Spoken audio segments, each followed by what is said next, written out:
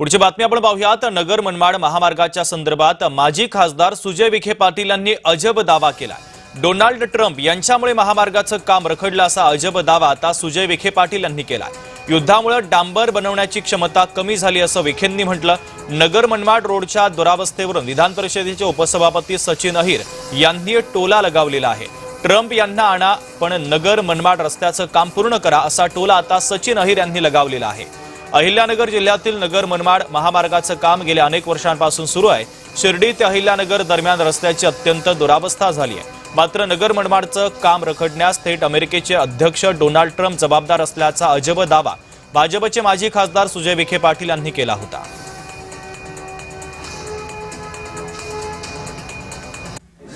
दुर्दैवाने ऑइल रिफायनरीची क्षमता कमी झाल्यामुळे, क्रूड ऑइल उपलब्ध कमी झाल्यामुळे डांबर उपलब्धता कमी झाली।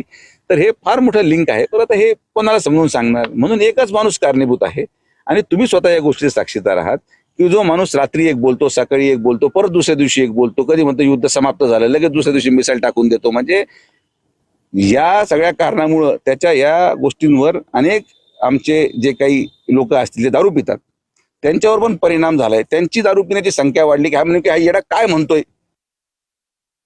काही करा, वेळ आली तर डोनाल्ड ट्रम्पला घेऊन या, पण हा रस्ता करा, हाच सर्वसामान्य लोकांची भावना आहे।